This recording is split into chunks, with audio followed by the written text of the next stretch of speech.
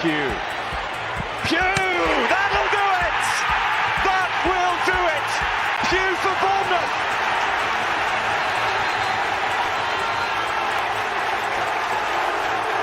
The roof of the Gold Sands is raised! Everyone here knows what that could mean to this football. Good evening, Bournemouth fans. Tonight, Cherries were made to rue a series of missed chances at Brentford Community Stadium after the Bees stung Bournemouth with a late goal, securing a 2-1 win. Boscombe looked sharp during most parts of the game, producing some excellent football at times, but the home side were composed and well-drilled, and 2 goals either side of the half managed to secure the 3 points, which means now they leapfrog us into second spot. Here at the back of the net, we've been taking our foot off the gas a little bit over Christmas, a bit like Bournemouth with a 1-0 lead. So whilst the free-for-alls will be back on your screen next year, over the next 20 minutes or so, we'll be using this opportunity to briefly chat about today's performance against the Bees. Now, firstly, we have Jeff. Hey, Jeff, how are you? Yeah, I'm good. Merry Christmas and Happy New Year and all that. Great to see you, Jeff. And we've got pod regular Tom Jordan as well. Tom, how's it going? Yeah, not too bad. Cheers, Tigz. A bit frustrated after that one, though. Yeah, it wasn't the most wonderful game, was it, that we would have hoped for at this time of year. I was kind of hoping that we'd be finishing 2020 with a bang, but a bit of more of a kind of a whimper, wasn't it? Yeah, it was a tough one, wasn't it? I don't think we were that bad. I think Brentford are a good side. I mean, I don't think they've lost since October. You know, they're a good side. They'll be up there, but frustrating because I felt like we were looking like the team that were going to nick something if anyone was, and then we just got hit on the counter really. But yeah, difficult one to take that, but we've have to bounce back quickly. It was they're a good side, but it hurts a little bit straight after that, I think. Yeah, it does indeed. And we've also got a very special guest today. We've got Kris Temple. Hey Chris, how are you? Evening guys, very well, thank you. I'm still sort of all over the place, having watched the game on telly rather than be there, but yeah, same as you guys. Disappointing result. It must have been strange for you today, Chris, not being there, getting cold with Willow. Yeah, it was. I mean, to be honest, the strangest bit was actually not hearing Willow, because any game that I haven't been able to do in the past, I've always tuned in if I can, and you always hear Willow. I don't think he's missed a game for about 10 years.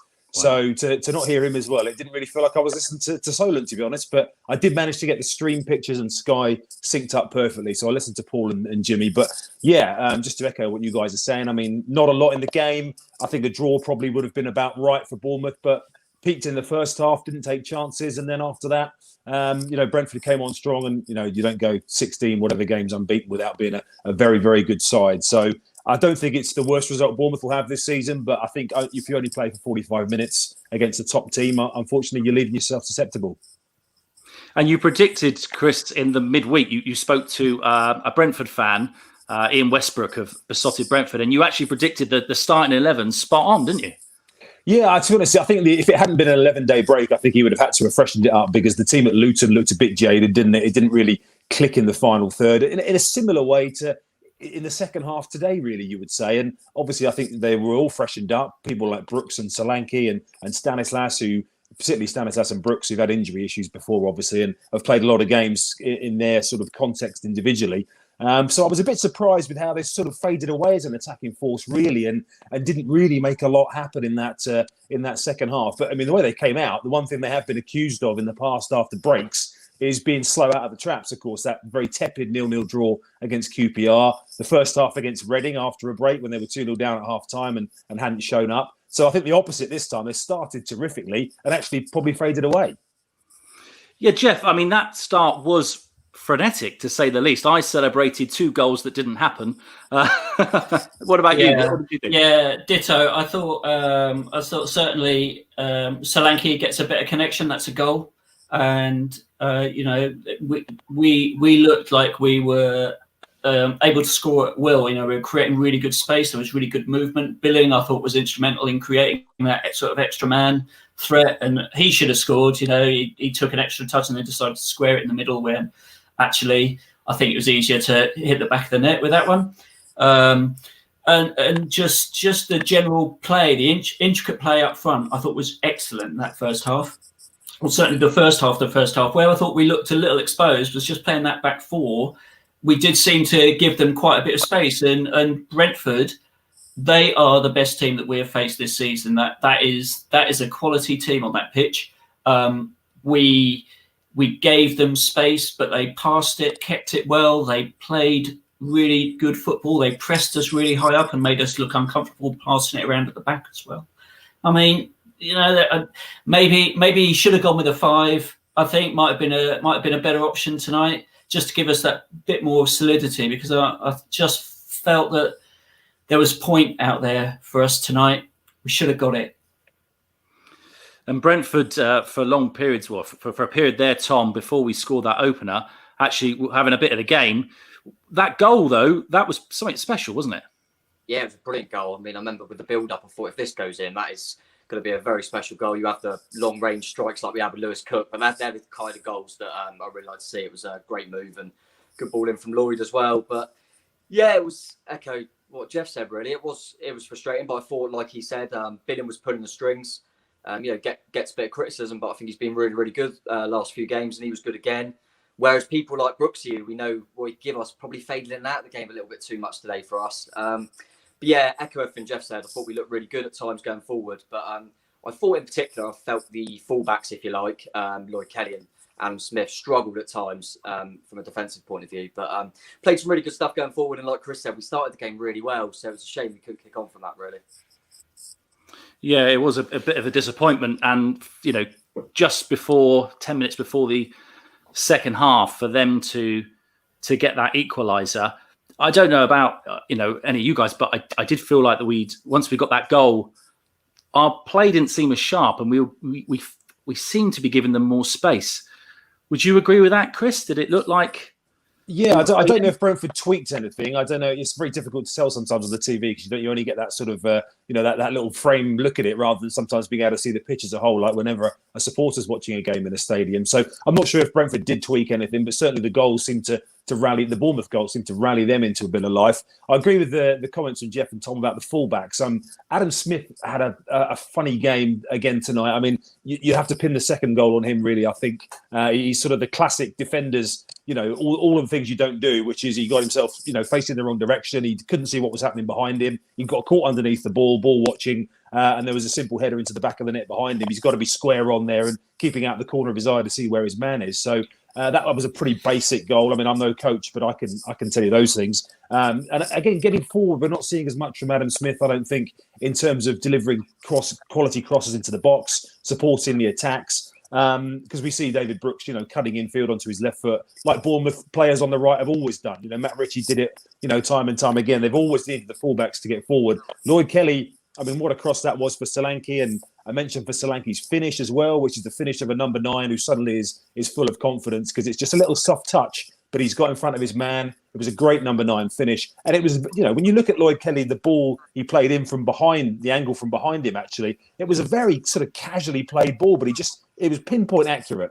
And that's his 4th assist of the season. I tweeted that earlier on, that only David Brooks now has got more assists than Lloyd Kelly, which is a pretty good effort from having played a lot of the season at left centre-back and now playing at left-back as well. So that's underestimated, I think, but we haven't seen as much from Adam Smith on the other side. It's a real conundrum, actually. I was thinking about that back four, Jeff. Who do you think are our best back four at the moment? Because with Lloyd Kelly doing such a good job in an attacking sense on that left, people talk about Rico's crosses, but that was great today, wasn't it?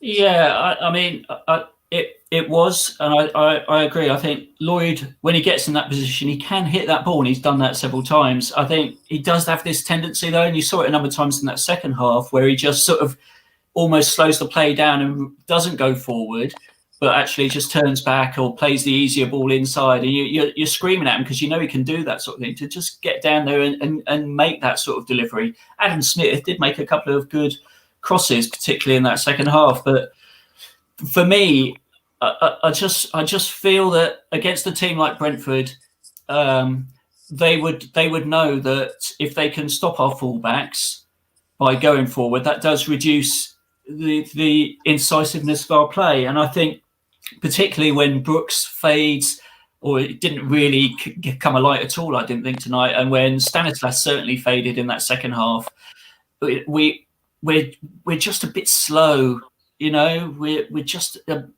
we're not creative enough when we get into that ball into the final third. And it's almost like we can break the press and then we sort of slow it down so they can all get back in position again. So we have to do it again, and that feels a little frustrating to watch. I also feel that when Lloyd Kelly plays left back and Adam Smith plays right back, I don't think they're quite as good as fullbacks that they can do that, really. Kris was spot on with what he described as Adam Smith's failings for their goal. I think Lloyd Kelly also, he gets beaten by the guy too easily to get the cross in the first place. He's not on him enough. He's not showing him the outside working hard enough to stop that cross going in. So we can nitpick, but I just don't think we were creative enough to carve out clear-cut chances for a number 9 who's on form, who can and stick it in the net when he does get the chance. Tom, are we getting a player rating video later on this week? I'll get one up tomorrow. I think it's going to be an interesting one because, we're talking about a defensive unit there, and I think as much as I think Jack Simpson's been brilliant, by the way, I think he gets overlooked a little bit. I think he's done a really good job since he's come in, but I also feel that it's noticeable when Meps ain't there, in sense of Meps brings the ball out really well, I think, from the back and gets the defence up the pitch. I think that gets overlooked sometimes. I think we're missing that a little bit. I like the balance we have when we have Meps and Cookie alongside each other. So hoping he's not too far away. And Smithy at the moment, I think he's struggling a little bit. And we haven't got Jack Stacey breathing down his neck, so who was brilliant for us as well. I think we've got you forget that we've got obviously we've got a lad on loan, Carter Vickers, who we haven't seen yet. But we've also got Jack Stacey and Chris Mepham. They're top players that we're without as well. So that will definitely strengthen us in them areas. But it's a difficult one because I think, like Chris said with the stat on Lloyd Kelly, and stats speak for themselves, and he's got a few assists. And then when I've watched him, I think, he doesn't get forward enough. He slows it down too much. And then you see them stats and go, well, he must be. Do you know what I mean? I remember the cross for Reading, I think it was, in the second half as well. So he has got that in his locker. And I'm a massive fan of Adam Smith, and I do think he's non-stop running, energy all the time. But today, definitely from a defensive point of view as well, he just got caught a few times. And I wonder if occasionally he got involved a little bit too much in some of he was biting a little bit with Tony and getting a little bit carried away. And I just wonder if he just didn't seem quite on it tonight. But I'm never worried about Smithy. Do you know what I mean? He has the odd off game, but he's been relatively consistent for us for years now. So there's not, like Jeff said, we can nitpick a little bit, but it wasn't too bad tonight. I think Brentford are a very good side. I had a message from a Brentford fan actually saying we're by far the best team he's seen since they played Leeds in February. And I was thinking we weren't that good. So it shows that I think Brentford are a really good side. And we're not that bad. It was one of them days today. I think if we played like that against Stoke, I think we might have too much. So, it was just disappointing we couldn't at least come out of it with a point. But I'm not too worried. Just get over the blues of tonight, I think. I think what you said there, you're probably spot on there, Tom. I think there is probably more to come from this team. Kris, do you think this puts a lot of pressure on Bournemouth going to Stoke in the next game? It's certainly a tricky second game of this sort of return, isn't it? It's not ideal. Stoke it's a horrible place to go and play, isn't it? And it's a horrible. They don't play great football. Stoke. They've got I guess, in terms of the dark arts and things and the championship experience. You look at their squad. I mean, they've got, while Brentford are sort of a progressive young side who develop players and get them into the first team, Stoke have got a lot of late 20s, early 30s has-beens. Sort of, they're going to be, they're going to know exactly how to get at Bournemouth, stop them playing, all the little tricks of the trade. So that's going to be a pretty horrible game. But you're right, there's a bit of context is needed. I mean, it's the third loss of the season. It's the first time they've lost to any of their, I would say, rivals. They went to Watford and drew. They beat Norwich, beat Reading, beat Bristol City, who actually faded away a little bit. So actually, in terms of the top six, this is the first time they've lost any ground, really, on one of the top teams. And if you say, turning into the new year, that's the first time you're going to concede 3 points to one of your rivals. That's a pretty good place to be. And as someone just said, I think if you're above Brentford this season, you're going to be champions probably. And I keep hearing people say if you're above Norwich, you're going to be champions. So there's a few good teams in the chase. But in terms of Stoke on Saturday, I think that is going to be the archetypal horrible game, which Bournemouth don't always handle that well. They have, the Rotherham game is the one that immediately springs to mind, but they got away with a point. I would say, if you come away with Stoke with the form they've been in, a point's not a bad result on Saturday either, given how it's gone today.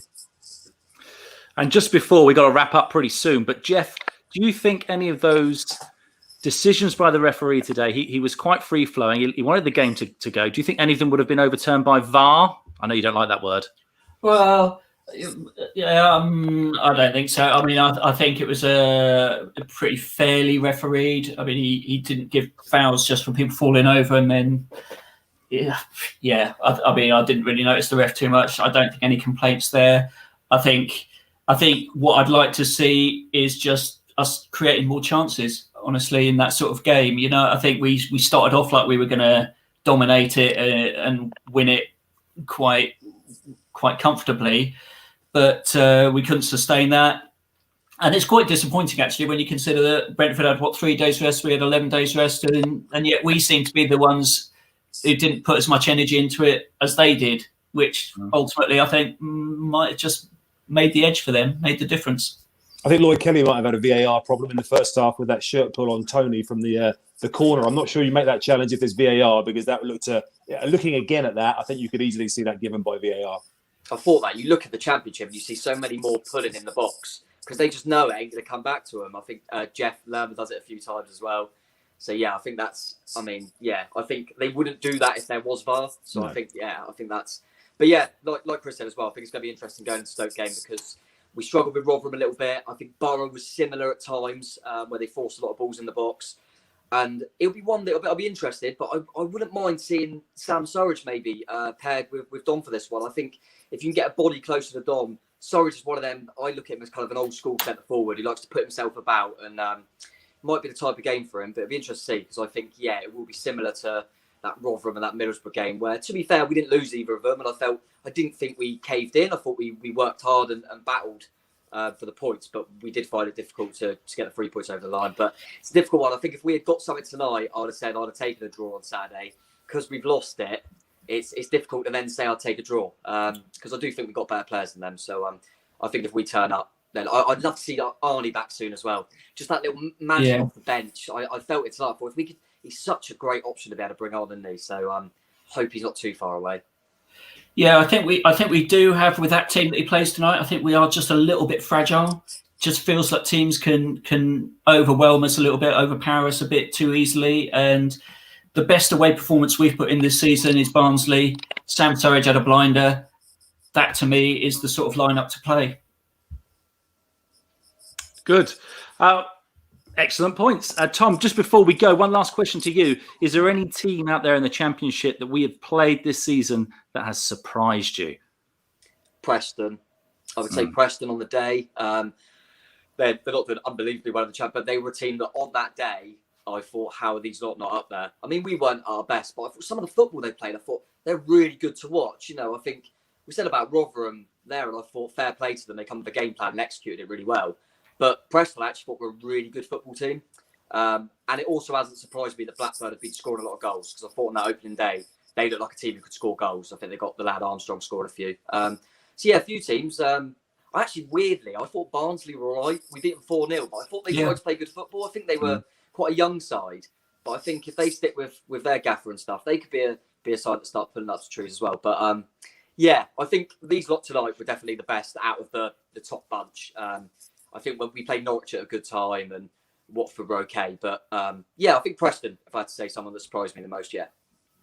Fantastic. Well, gentlemen, thank you very much for coming on tonight. We really appreciate all your thoughts. Kris, thank you so much.